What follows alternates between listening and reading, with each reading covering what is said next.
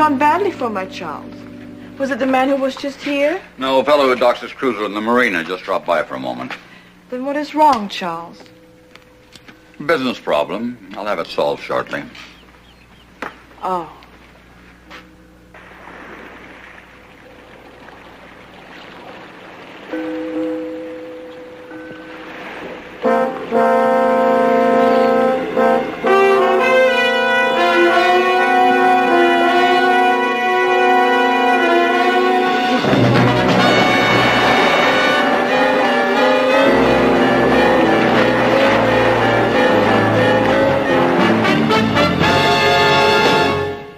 Another challenge for the Green Hornet. His aide, Cato, and their rolling arsenal, the Black Beauty. On police records, a wanted criminal, the Green Hornet is really Britt Reid, owner-publisher of the Daily Sentinel. His dual identity known only to his secretary and to the district attorney. And now, to protect the rights and lives of decent citizens, rides the Green Hornet.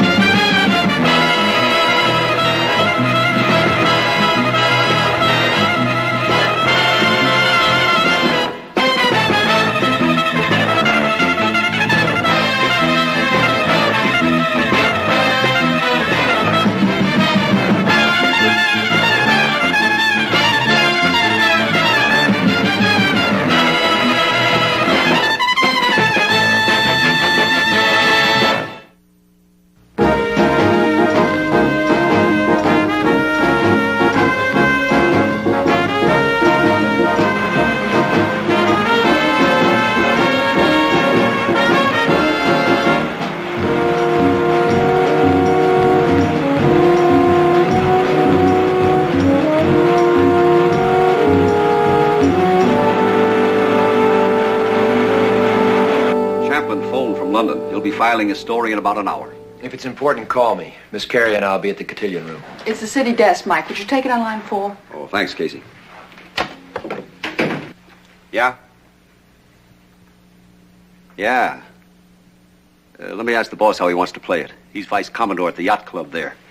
They fished a guy out of the Bayshore Marina a while ago. Dead? Very. Who was he?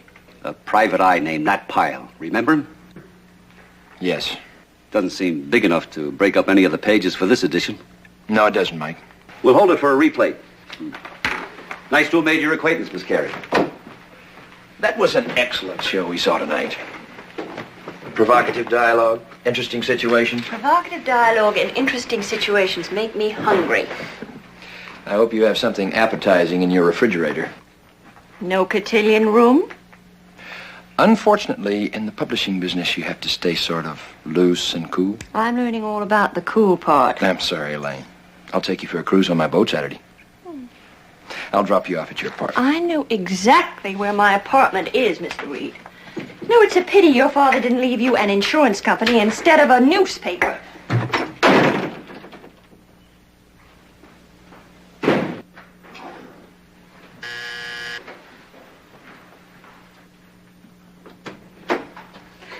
Losing your touch? Nat Pyle is dead. Murdered? I don't know. The first report is that he drowned.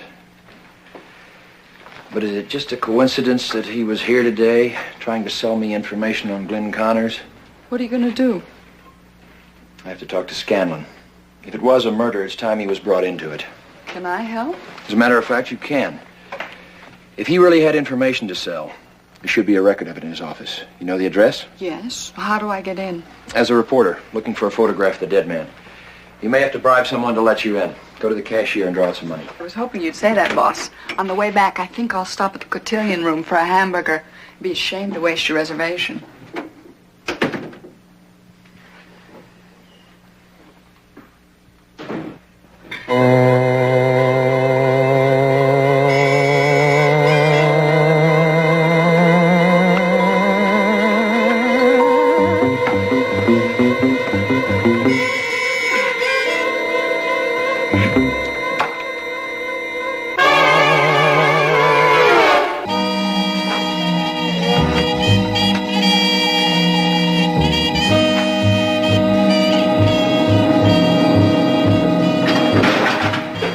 What's up? You know a private investigator named Nat Pyle? Yeah, I don't have much use for him. He died tonight. It appeared accidental, but I think it was murder. Well, what's your interest? This.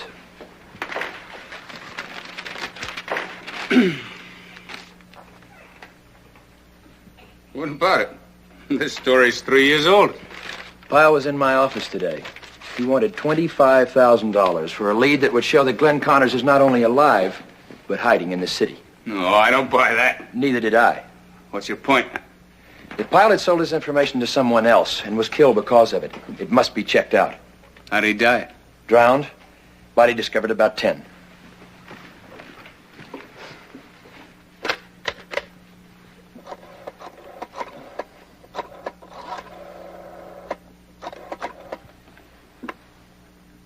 City Morgue.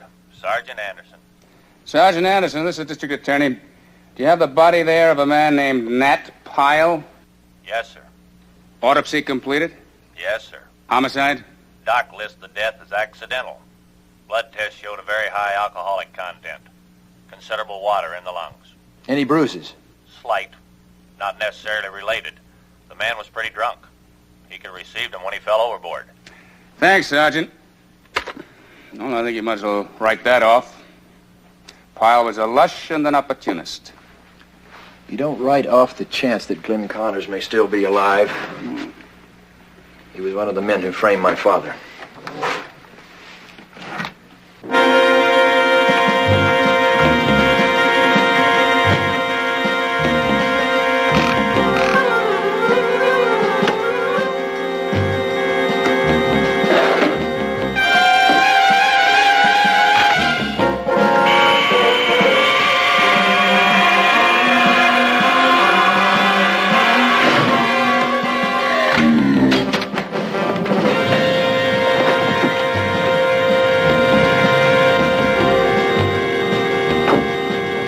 Hornet sting.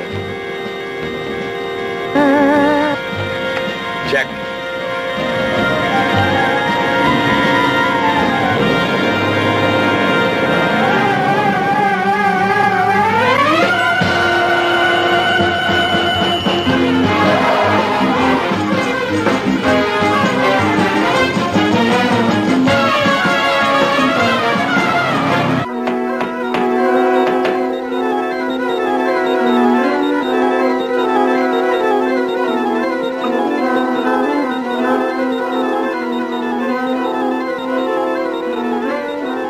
Forced. Casey wouldn't do that.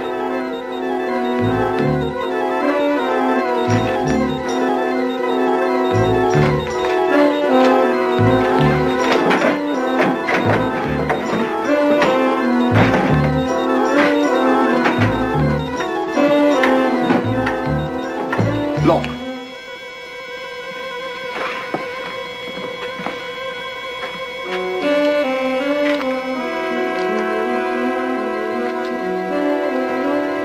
Microfilm. It's Casey's.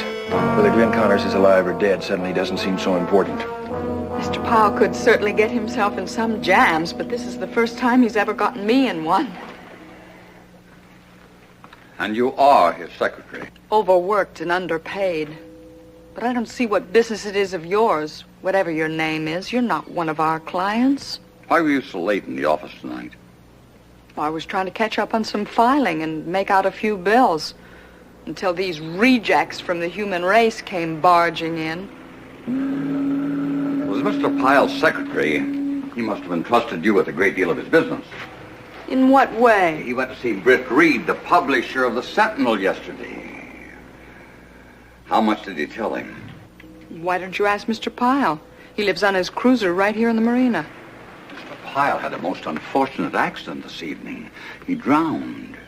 Oh, no. That's why I'm so curious to know about his conversation with Mr. Reid. See, I know that Mr. Pyle offered to show something to Mr. Reid, and I also know that he didn't show it. He told me. Therefore, it must be someplace in his office. It's not in the boat. I'm sorry. I can't help a bit. The young lady will be our guest in one of the cabins below decks, gagged entire. My apologies.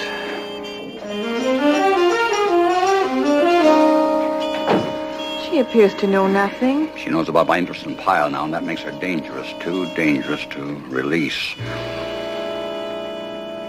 We'll take a cruise.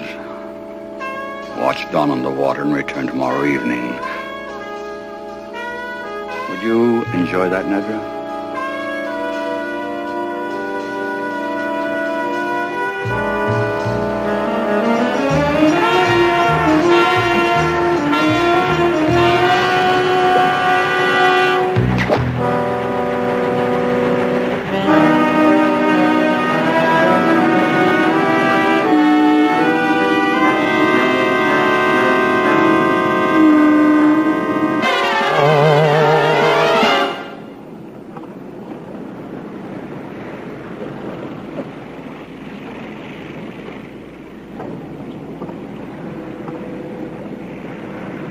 Morning, Commodore. Mr. Delaclaire hasn't moved the Lady Capri to another berth, has he? No, sir. We helped him cast off before dawn. You can reach him on your ship to shore if you want. But he said he'd be back by nightfall. On shore! Call the harbor police. We picked up a girl, dead, about 5 miles offshore.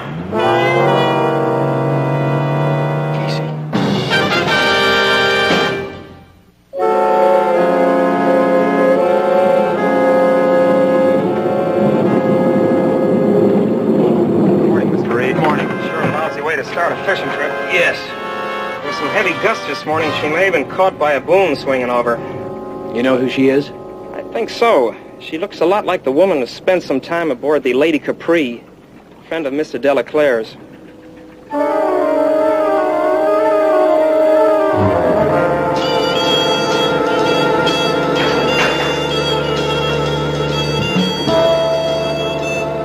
Mike Axford out of a staff meeting. The Lady Capri is under constant surveillance, both helicopter and Coast Guard cutters.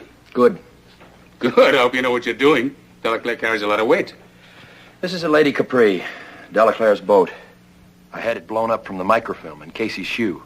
I asked myself, why would Nat Pyle have that photograph? So I went to the marina to find out, and I found this girl, dead. Well, that's Glenn Connors with her, but, who's she? Her name is Nedra Vallon, an actress of sorts in European films. She was quite an item with Delaclaire. And this. This? Well, this is just a list of heavy construction firms here in town. All controlled by Delaclaire's holding company. What's the connection between Connors and Delaclaire? Delaclaire's one of the richest men in the world. He's a society figure, press-shy, elusive. Try this. Delaclaire and Connors are one and the same. What? How? The easy answer would be plastic surgery. Well, that's too bizarre to believe. Let's get to the truth. Mike, you there? Yes? I want no questions, just action. Replate the first page. Top banner. 2-column box story under my byline. Headed, Glenn Connors really dead. Make that a question mark. But Mike, don't argue, just listen. This is the story. This is a personal vendetta by myself as publisher and editor of this newspaper against Glenn Connors' racketeer. Paragraph. For more than 3 years, our city has thought Connors dead, murdered in the same kind of gangland reprisal he himself conducted so ruthlessly. Paragraph. He is not.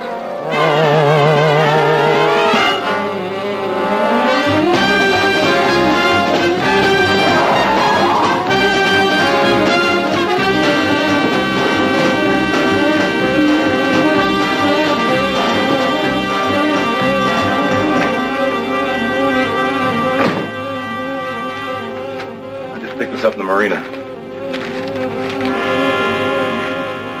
So Pyle was lying. He did sell his material to Reid. Yeah, but how do we keep Reid from spilling more? Maybe I can help. You can use some, Mr. Delaclaire. You have a girl aboard. May I call you Connors? You know that? You know a lot. I make it my business. I have a proposition. It depends on whether the girl is still alive. A romance for the Green Hornet? Let's say I find her useful. Is she alive? Yes. An excellent facial transformation. Except for a few hairline scars you'd have to be looking for. Glenn Connors. How did you manage to find and replace Charles Delaclaire? Easily one of the most elusive financiers in the world. That's what made it simple. No one really knew him except a foreign actress that he was once interested in. She suggested a plan of action, and I took it. Nedra Vallon. If she was so important to your plan, why was she killed? I was very unfortunate about poor Nedra. You see, while my men were searching Pyle's office, they couldn't find what they were looking for, but they did find ample proof that she was working with Pyle, so naturally she had to go. Now all you have to do is liquidate Delaclaire's worldwide holdings. Take the money and run. That's right. What do I do about Britt Reid? I propose to eliminate Reid for you. Can you tell me how you're going to accomplish that? You step aside, please.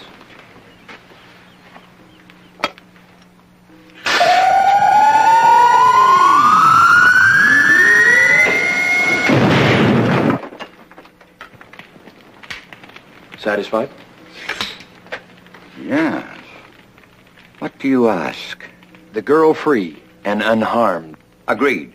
And 1/3 of the take. That could amount to millions. 2 for you to every dollar for me, and you'd be completely in the clear. I think I'm being extremely fair. All right, we have a deal. When? Later. I have reason to believe that Britt Reid is coming aboard his boat tonight. How do you know that? The same way I know about you, Connors. You keep asking questions, and I might let Reid expose you. I'm sorry, trust is not one of my virtues. I'm listening. Go ahead. Do you have a chart of the area? Yes. I'll dispose of Reid and leave my mark. It will be accepted as the work of the Green Hornet. Reid berths his boat here. When you hear the sound of the Hornet sting, you'll be a witness to his death.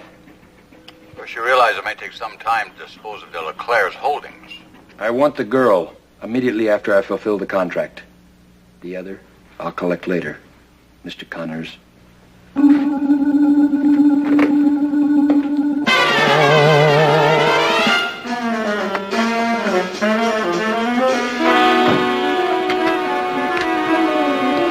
Anything, Cato?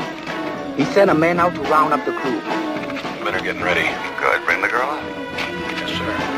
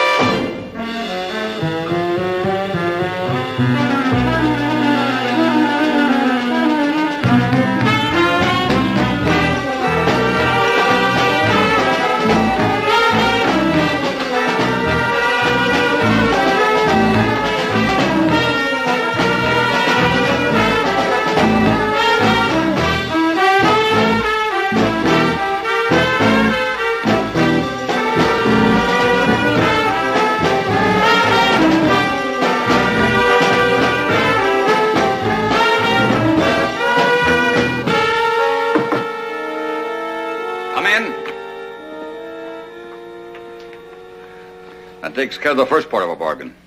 What about the second? Well, how can I tell you when the operation's completed? You're not easy to reach. I'll know. I'll reach you.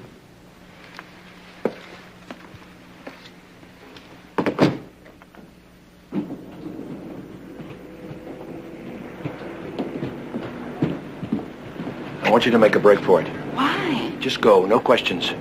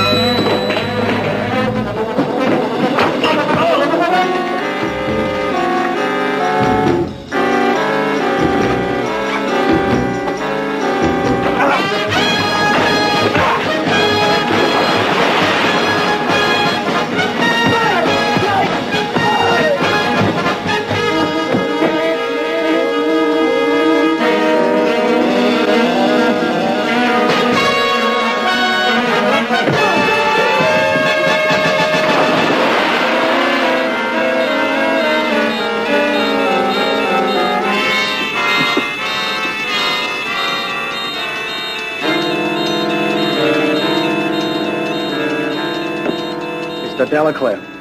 You mean Mr. Connors? I'll call Scanlon. Pick them up. I already called him. He's on his way. So are we.